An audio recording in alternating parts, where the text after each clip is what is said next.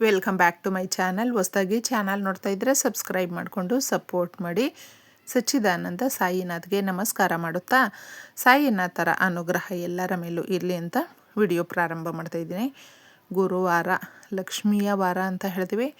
ಮಾಘ ಗುರುವಾರಕ್ಕೆ ತುಂಬ ಶಕ್ತಿ ಇದೆ, ತುಂಬ ಅದ್ಭುತಗಳನ್ನು ಸೃಷ್ಟಿ ಮಾಡುತ್ತೆ.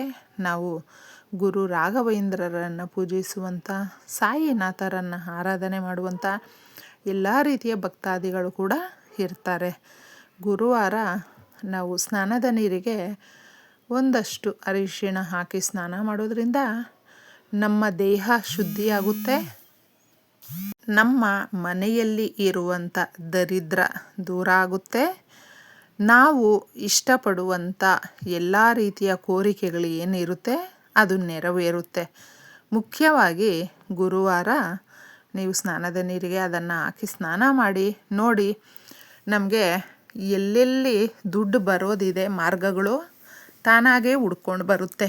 ಅವರೇ ಫೋನ್ ಮಾಡ್ತಾರೆ, ದುಡ್ಡು ರೆಡಿಯಾಗಿದೆ ಬನ್ನಿ ತಗೊಳ್ಳಿ ಅಂತಂದ್ಬಿಟ್ಟು.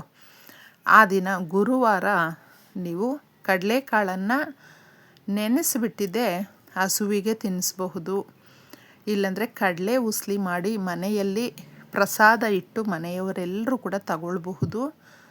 ಮುಖ್ಯವಾಗಿ ಗುರುಗ್ರಹ ನಮಗೆ ಆ ಬಲ ಅನ್ನುವಂಥದ್ದು, ಗುರುಬಲ ಒಬ್ಬ ಮನುಷ್ಯನಿಗೆ ಬಹಳ ಮುಖ್ಯವಾಗಿರುವಂಥದ್ದು, ಶಕ್ತಿದಾಯಕವಾಗಿರುವಂಥದ್ದು. ಅದಕ್ಕೆ ಕಡಲೆಕಾಳು ಸಂಬಂಧಪಟ್ಟಂಥದ್ದೇ. ನಾವು ಯಾರಿಗಾದರೂ ನಿಮ್ಮ ಶಕ್ತಿಯ ಅನುಸಾರ ಕಡಲೆಕಾಳನ್ನು ಕೂಡ ದಾನ ಮಾಡಬಹುದು. ಈ ರೀತಿ ದಾನ ಮಾಡಿದಾಗ ಎಲ್ರಿಗೂ ಕೂಡ ಗುರುಬಲ ಅನ್ನೋದು ಕೂಡು ಬಂದರೆ ಯಥೇಚ್ಛವಾಗಿ ದುಡ್ಡಿನ ಆಕರ್ಷಣೆ ಆಗುತ್ತೆ ಸ್ನೇಹಿತರೆ. ಹಣ ನಮ್ಮನ್ನು ಹುಡ್ಕೊಂಡು ಬರುತ್ತೆ. ಒಂದೊಂದು ರೂಪಾಯಿಗೂ ನಾವು ಕಷ್ಟಪಡ್ತಾ ಇದ್ದರೆ ಆ ಕಷ್ಟ ಎಲ್ಲ ಮಾಯ ಆಗುತ್ತೆ. ಕೈ ತುಂಬ ದುಡ್ಡಿರುತ್ತೆ, ಬ್ಯಾಂಕಲ್ಲಿ ದುಡ್ಡಿರುತ್ತೆ, 4 ಕಡೆಯಿಂದ ಹಣದ ಆಕರ್ಷಣೆ ಆಗುತ್ತೆ. ಅಷ್ಟು ಚೆನ್ನಾಗಿರುತ್ತೆ.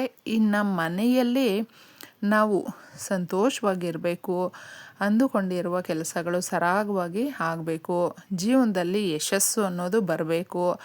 ನಮ್ಮ ಮನೆಯಲ್ಲಿ ಅಲಕ್ಷ್ಮಿ ಇರೋದರಿಂದ ಏನು ಮಾಡಿದ್ರೂ ಕೂಡ ನಮಗೆ ಒಳ್ಳೆ ರಿಸಲ್ಟ್ ಇಲ್ಲ. ನಮ್ಮವ್ರ ಹತ್ರ ನಾವು ಏನೋ ಒಂದು ಬೈಸ್ಕೊಳ್ತೀವಿ, ಸರಿಯಾಗಿ ನಮ್ಮನ್ನು ಮಾತಾಡಿಸೋದಿಲ್ಲ, ಸಹಾಯ ಮಾಡೋದಿಲ್ಲ, ತುಂಬ ನೆಗ್ಲೆಕ್ಟಾಗಿ ನಡ್ಕೊಳ್ತಾರೆ ನಮ್ಮ ವಿಷಯ ಅಂತ ಹೇಳಿದ್ರೆ. ನಾವು ಎಲ್ರಿಗೂ ಕೂಡ ನಮ್ಮನ್ನು ನೋಡಿ ಗೌರವ ಕೊಡಬೇಕು ಅಂತ ಬಯಸ್ತೀವಿ. ಇದು ಎಲ್ಲವೂ ಕೂಡ ಮನುಷ್ಯನಿಗೆ ಇರುವಂಥದ್ದೇ ಸ್ನೇಹಿತರೆ, ಚಿಕ್ಕ ಪುಟ್ಟ ಆಸೆಗಳು. ಕೆಲವೊಬ್ಬರಿಗೆ ನಮ್ಮ ಮನೆಯಲ್ಲಿ ಯಾವಾಗಲೂ ನೆಮ್ಮದಿ ಇಲ್ಲ.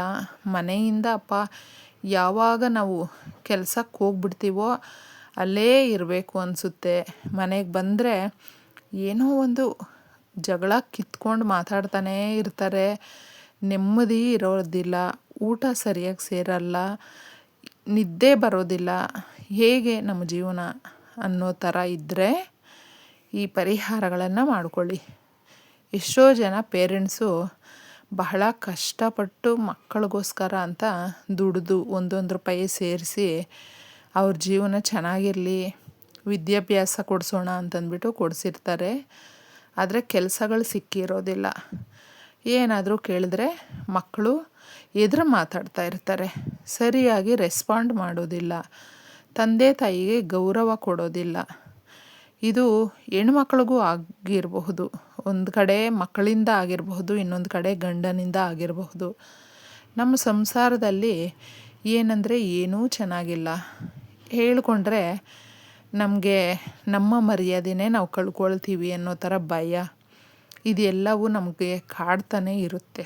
ಅಂತಹವರು ಸಿಂಪಲ್ಲಾಗಿ ಸ್ನೇಹಿತರೆ, ಮಕ್ಕಳು ಎಷ್ಟೋ ಜನನ ನೋಡ್ತಾ ಇರ್ತೀವಿ. ಕಾಲೇಜ್ಗೆ ಹೋಗುವಂಥ ಮಕ್ಕಳಾಗಿರಬಹುದು, ಸ್ಕೂಲ್ಗೆ ಹೋಗುವಂಥ ಮಕ್ಕಳಾಗಿರಬಹುದು, ಬಹಳ ಆಟ ಮಾಡ್ತಾ ಇರ್ತಾರೆ.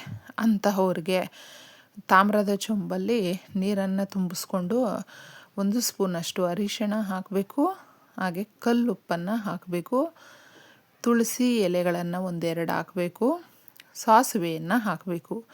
ಈ ವಸ್ತುಗಳು ಏನು ಸೂಚಿಸುತ್ತೆ ಅಂದರೆ ಮಕ್ಕಳು ಸರಿಯಾಗಿ ನಮ್ಮ ಮಾತು ಕೇಳೋದಿಲ್ಲ ನೋಡಿ. ಹೆಂಗಂದರೆ ಹಂಗೆ ನಡ್ಕೊಳ್ತಾರೆ. ತಂದೆ ತಾಯಿಗೆ ಕಣ್ಣಲ್ಲಿ ನೀರು ತರಿಸ್ಬಿಡ್ತಾರೆ ಅಂಥ ಮಾತುಗಳು ಮಾತಾಡ್ತಾರೆ ಮಕ್ಕಳು ಕೂಡ. ಅದೆಲ್ಲವೂ ಕೂಡ ಕಡಿಮೆ ಆಗಬೇಕು. ತಂದೆ ತಾಯಿ ಬಗ್ಗೆ ಅಪಾರವಾದಂಥ ಗೌರವ ಪ್ರೀತಿ ಇರಬೇಕು ಅನ್ನುವಂಥವ್ರು ತಾಮ್ರದ ಚೊಂಬಲ್ಲಿ ಇಷ್ಟನ್ನು ಹಾಕಿ ತಲೆಯ ಸುತ್ತಿ ಅಂಥವ್ರು ಇರ್ತಾರಲ್ವ ಮನೆಯಲ್ಲಿ, ಸುತ್ತಿ ದೃಷ್ಟಿ ತೆಗೆದುಬಿಟ್ಟು ಹೋಗಿ ಚರಂಡಿಗೆ ಎಸೀರಿ. ಇನ್ನು ಅದು ಮಾಡ್ಕೊಳ್ಳೋಕ್ಕಾಗಲಿಲ್ಲ ಅಂದರೆ ನೀವೊಂದು ಗಾಜಿನ ಲೋಟವನ್ನು ತಗೊಳ್ಳಿ, ಅದರಲ್ಲಿ 1 ಸ್ಪೂನಷ್ಟು ಅರಿಶಿಣ ಹಾಕಿ. ದುಷ್ಟಶಕ್ತಿಗಳು, ನರದೃಷ್ಟಿ ನಮ್ಮ ಮನೆಯಲ್ಲಿ ಯಥೇಚ್ಛವಾಗಿ ಕಾಡ್ತಾ ಇದೆ. ತುಂಬ ಶತ್ರುಗಳಿದ್ದಾರೆ. ಶತ್ರುಗಳಿಂದ ನಮಗೆ ಬಹಳ ಅಪಾರವಾಗಿ ನಷ್ಟ ಆಗಿದೆ. ನಷ್ಟವನ್ನು ತುಂಬಿಸ್ಕೊಳ್ಬೇಕು. ಎಲ್ಲರೂ ಆರೋಗ್ಯವಾಗಿ ಇರಬೇಕು. ತುಂಬಾ ನಾವು ಅಂದುಕೊಂಡಿರುವ ಕೆಲಸಗಳು ಯಶಸ್ಸನ್ನು ಪಡ್ಕೊಳ್ಬೇಕು. ದುಡ್ಡು ಕಾಸು ಬರಬೇಕು. ಬಯಸ್ತೀವಲ್ವ, ಅದಕ್ಕೆ ಕುಂಕುಮ ಹಾಕಬೇಕು. ಕುಂಕುಮ ಬಂದು ಶ್ರೀ ಮಹಾಲಕ್ಷ್ಮಿಗೆ, ದುರ್ಗಾದೇವಿಗೆ ತುಂಬ ಇಷ್ಟ ಆಗುವಂಥದ್ದು. ದುರ್ಗಾದೇವಿ ನಾವು ಏನೇ ಭಯ ಪಡ್ತಾಯಿದ್ರು, ಶತ್ರುಗಳಿಂದ ಭಯ ಪಡ್ತಾಯಿದ್ದೀವಿ, ನಮಗೆ ಹಿತಶತ್ರುಗಳು ಇದ್ದಾರೆ, ಕಾಟ ಕೊಡ್ತಾಯಿದ್ದಾರೆ, ನರದೃಷ್ಟಿ ಇದೆ ಅನ್ನುವಂಥವರು ಅವ್ರನ್ನೆಲ್ಲ ಕೂಡ ಒಂದು ದುಷ್ಟಶಕ್ತಿಗಳನ್ನು ಸಂಹಾರ ಮಾಡುವಂಥದ್ದು ದುರ್ಗಾದೇವಿ. ಆ ತಾಯಿ ಎಲ್ಲವನ್ನೂ ನೋಡ್ಕೊಳ್ತಾಳೆ. ಶ್ರೀ ಮಹಾಲಕ್ಷ್ಮಿ ಅಷ್ಟಲಕ್ಷ್ಮಿಯರ ಆಶೀರ್ವಾದ. ನಮ್ಮ ಮನೆಯಲ್ಲಿ ಆ ಲಕ್ಷ್ಮಿ ಇದ್ದರೆ ಓಡೋಗ್ತಾಳೆ. ಈ ಪರಿಹಾರವನ್ನು ಗಾಜಿನ ಲೋಟದಲ್ಲಿ ಇಷ್ಟು ವಸ್ತುಗಳನ್ನು ಹಾಕಿದ್ದೆ. ನೀವು ರಾತ್ರಿ ಇದನ್ನೆಲ್ಲವೂ ಕೂಡ ಗುರುವಾರ ಸಂಜೆಯ ಮೇಲೇ ಮಾಡ್ಕೊಳ್ಬೇಕು ಸ್ನೇಹಿತರೆ. ಈ 2 ಪರಿಹಾರ ಕೂಡ ಮಾಡ್ಕೊಳ್ಬಹುದು, ಇಲ್ಲಾಂದರೆ ಒಂದಾದರೂ ನೀವು ಮಾಡ್ಕೊಳ್ಬಹುದು, ನಿಮ್ಮ ಇಷ್ಟಕ್ಕೆ ಬಿಟ್ಟಿದ್ದು.